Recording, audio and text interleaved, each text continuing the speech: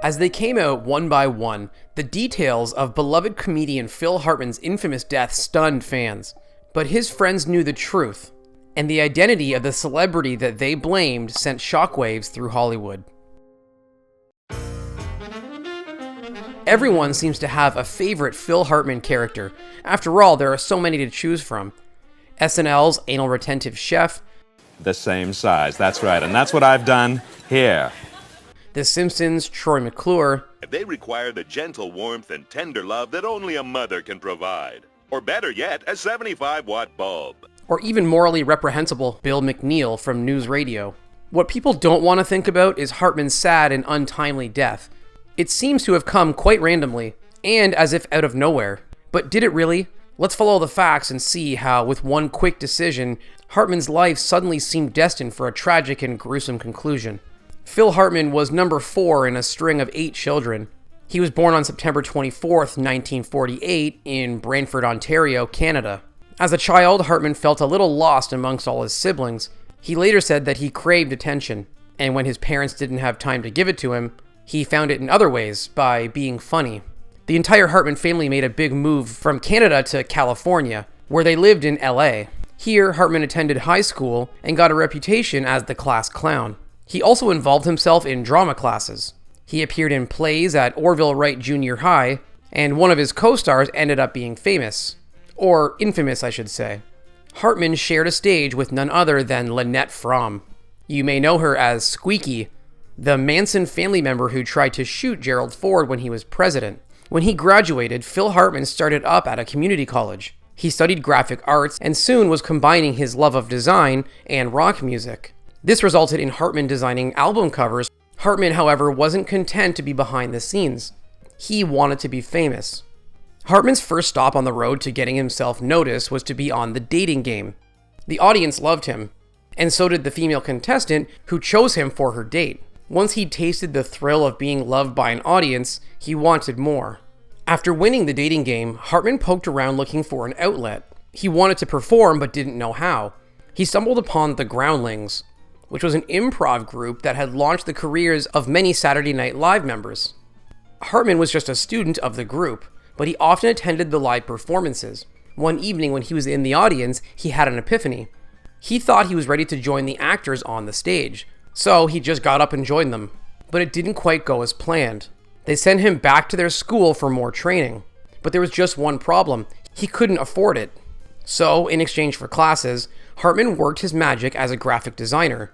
He redid their logo and helped them merchandise their brand. It paid off because they invited him back on stage, and within a couple of years, he was an audience favorite. While performing with the Groundlings, Hartman met Paul Reubens. The two started to work together on comic bits, and through this collaboration, they gave birth to the bizarre character Pee-wee Herman. The Groundlings thought that Pee-wee Herman was a blast, so they gave him the stage at midnight. Reubens was Pee-wee, and Hartman appeared as Captain Carl and Monsieur Lacroix. The Pee-wee Herman show was a spoof of children's TV shows, and the audiences loved it. It wasn't, however, only audiences that thought the show was hilarious. Executives at HBO happened to come to a midnight performance of the Pee-wee Herman show and loved it. The network decided to tape one of the live performances and then put it on the air. This was the beginning of a crazy ride that would make Paul Reubens incredibly famous. While Hartman was one of the creators and had a character of his own, it was hardly going to put his face on the map. In fact, at this time, Hartman was questioning his career choice. Would he ever be a famous performer? By 1982, Phil Hartman was on his second marriage. The first had been in the early 1970s, and this one was with Lisa Strain, a real estate agent. In 1985, Hartman and Strain got a divorce. Strain later told the dark details of their relationship in an interview. She told People magazine that the problem with their marriage was that Hartman tended to disappear emotionally and be in his own world. She added that this behavior made her crazy. As we'll soon see, this wasn't the only wife of his that felt crazy around him. While he was questioning being a performer, Phil Hartman got a role in a movie. In Cheech and Chong's next movie, both Reubens and Hartman had cameos. But still, this small part wasn't about to make Hartman into a star. Later, when Reubens wanted to make a movie, he got Hartman on board as one of the writers of 1985's Pee-wee's Big Adventure. While it must have been fun working on this film, it had Hartman away from the camera instead of in front of it. This wasn't his career plan, and he'd do anything he could to change it. In 1986, CBS became interested in Pee-wee Herman. They had an idea to make the Pee-wee Herman show, which was a fake children's show, into an actual children's show, which makes you wonder if CBS didn't quite get the joke. Ultimately, it didn't matter. CBS wanted Pee-wee, and wherever Pee-wee went, Hartman went too. It seemed that the two would be together as long as Pee-wee Herman was successful, or maybe not.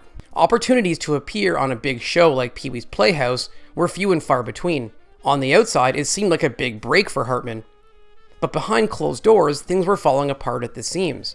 Hartman and Rubens had intense creative differences, and eventually, it grew to be too much for Hartman, and he walked away.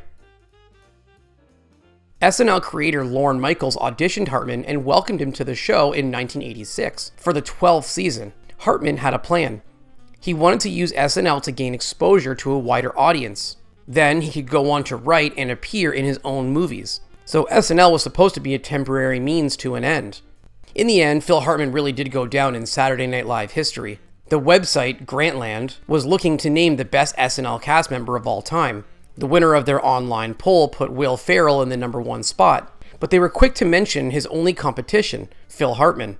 During his first year with SNL, Phil Hartman went on a blind date with swimsuit model Bryn Omdahl. Omdahl was sober when she met Hartman, but she hadn't always been. Omdahl's beauty blinded Hartman, and he wasn't able to see any of the warning signs. They got married in 1987, and the countdown to tragedy began.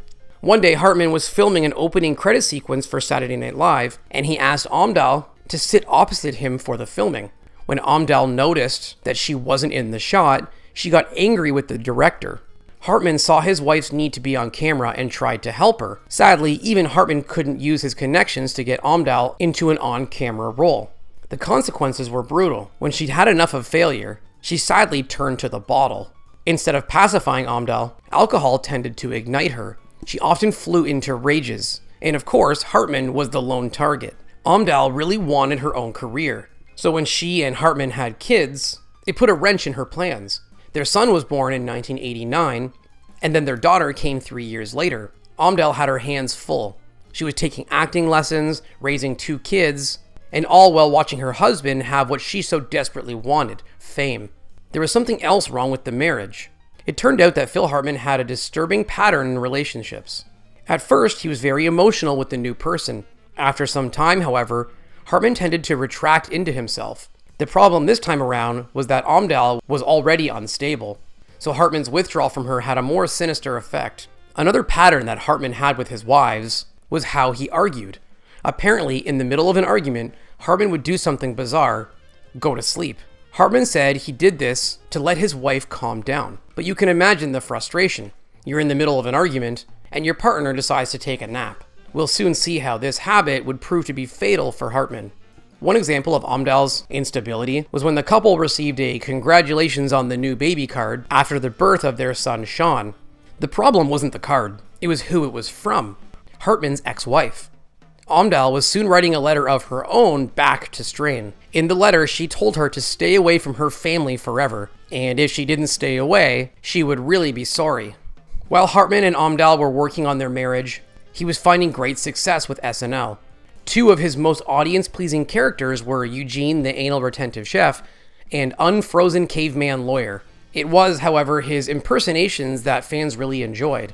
He had a long list that he could do really well. This included Charlton Heston, Phil Donahue, and even Barbara Bush. But there was one, however, that got him into a bit of trouble. One of Hartman's impressions for SNL was then US President Bill Clinton. Let's just say that Hartman's impression was not all that kind to the president. In 1993, Hartman happened to meet Clinton, and Hartman felt a little guilty. He humorously told Clinton, "I guess I owe you a few apologies." Clinton didn't seem to be too bothered by Hartman's impressions, and later even sent him a signed photograph. It was hard to be mad at Hartman. He was such a decent guy. While working on SNL, Phil Hartman received the nickname Glue. Lorne Michaels explained that the nickname was because Hartman sort of held the show together. He was helpful and gave a lot to his fellow cast members. Eventually, Hartman won an Emmy for his writing on SNL and received a nomination for his performance. Hartman was loved by all, but his wife clearly wasn't happy about it. Hartman's wife was not just a model, but an actor too, or at least she wanted to be. You can imagine how tough it would be trying to get famous while married to someone who's already successful. This would be especially true when your only credits were a waitress in a movie and 2 episodes of Third Rock from the Sun. Amdahl wanted to be famous, and watching her successful husband was like putting salt in a wound. Hartman stayed with SNL, even as his favorite castmates left. The show's creator, Lorne Michaels, kept Hartman on the show by making him a huge promise. He told him that if he stayed for another year, he'd give him his own show. This is exactly what Hartman wanted. What Hartman envisioned was an old-time variety show. When Phil Hartman was ready to leave SNL and start The Phil Show, NBC suddenly got cold feet. They didn't think a variety show would appeal to a young audience. He later confessed that it was a relief. He could see how much work the show would have been, and that it would have been difficult to make it to his standards. Hartman was through with Saturday Night Live, and it was time to move on to the next phase of his life. He soon hit Los Angeles and found work on Fox's The Simpsons. They brought him in for a 1-episode part during the 2nd season, and Hartman ended up doing a total of 52 episodes. His most famous character was certainly Troy McClure, a fictional has-been actor who has to perform degrading infomercials and educational videos. It seemed that wherever Hartman worked, the people there wanted to keep him around. Obviously, NBC still owed Hartman something after not going through with their promise for a variety show.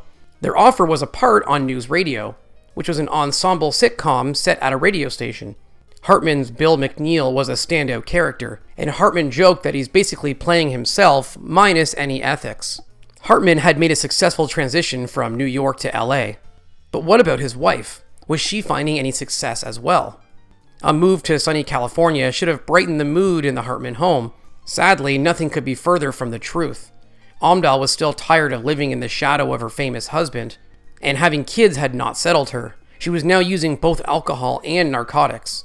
At times, Hartman became concerned for her children's safety. Amdahl was losing her cool on many occasions, so Hartman would take the kids to a friend's place for their own safety. But it wasn't just the kids that needed protection. Since they'd moved to LA, Amdahl had been afraid for her and her family's safety. Maybe she was used to the hustle of New York and found it strange to be in a big house, often alone with the kids. To remedy her fears, Amdahl wanted some protection, so she bought a gun. A friend who likely knew about Amdahl's anger management issues begged her to get rid of it, but she refused. It seemed like a bad idea for someone with a bad temper to have something like that close at hand. While Hartman's career was going well, his home life clearly was not. Coworkers started to notice something shocking. Hartman was showing up at work with visible scratches on his face.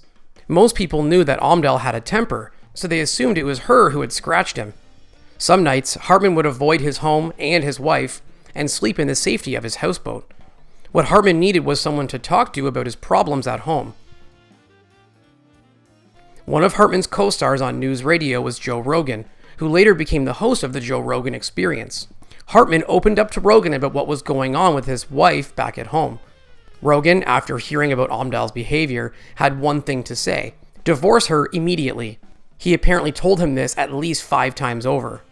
Hartman said he couldn't leave her. He stayed with Amdahl for the sake of his kids, a decision he wouldn't live long enough to regret. Amongst the other cast members he stayed friends with, Hartman had remained close to his ex-SNL scene partner, Jan Hooks. Amdahl started looking at her husband's relationship with Hooks suspiciously. She would sometimes joke that it was like Hartman was married to Hooks and not her. While these comments came off as jokes, it appears they were more deeply rooted than just jabs. On the night of May 27, 1998, Amdahl was having an intimate Italian dinner with her friend Christine Zander, who had worked as a writer for SNL. Zander later said that Amdahl seemed to be fine. Yes, they'd had a couple of drinks, but she was in a good frame of mind. When Amdahl got home to Hartman, however, that frame of mind turned dark. When Amdahl got home, she and Hartman got into a terrible fight. It's not clear when they stopped arguing, but Hartman did his usual thing and went to bed in the middle of the fight. Amdahl had some time to brood, and she also drank more and took some illicit substances. Amdahl grabbed her pistol and entered their bedroom where Hartman was fast asleep. Amdahl was obviously in a very agitated state. From outside their bedroom, 3 loud shots rang into their large home. The children were fast asleep and luckily didn't hear anything. When Amdahl saw what she'd done, she was at a loss. She spent another hour drinking and wondering what she should do next. Distraught, she decided to call her friend Ron Douglas. When she got a hold of Douglas on the phone, Amdahl made up a story. She said that Hartman wasn't home. According to her, he'd left her a note which said that he was out for the evening. Amdahl was already concocting a story to explain what had happened and creating an alibi. Douglas just told her to calm down and go sleep it off. Amdahl then left her sleeping kids in the house, got into her car, and headed to Douglas's home. Once she'd recovered, she told Douglas the horrible truth. She'd shot Hartman. Likely, Douglas had seen her in an agitated state before, so he didn't believe her. When she showed him the weapon, Douglas still was unconvinced. He looked down into the chamber, and whatever he saw made him think that she was lying. For some reason, Douglas hung on to his belief that Amdahl was lying or mistaken about what she'd done. Just to be on the safe side, he took her pistol and put it into a plastic bag. When her head was clear enough to drive, he asked her to go home. Amdahl agreed on one condition, that he drive in his car behind her. Douglas agreed, and the two set off for the Hartman household. Amdahl knew what they would find there, but Douglas had no idea. When Amdahl arrived at the house, she and Douglas entered. Douglas, who'd been so sure that Amdahl was lying, finally saw the horrible truth with his own 2 eyes. He saw that Amdahl had shot Hartman 3 times. Douglas finally realized it was time to call for help. While he was looking for the landline, Amdahl locked herself in the bedroom with Hartman's body. Once Douglas had called for help, he realized he needed to do something about the children, who were still asleep in their beds. He grabbed their son, who was 9 years old at the time, and took him outside. By this time, the officers were already there. He gave their son to the officers, and also handed over Amdahl's weapon. Another officer went in and got the couple's daughter, who was just 6 years old. At that moment, everyone heard a loud bang come from the bedroom where Amdahl was with Hartman's body. While in the bedroom with her husband's body, Amdahl had gotten a hold of another pistol. She spoke to her sister on the phone for a short time.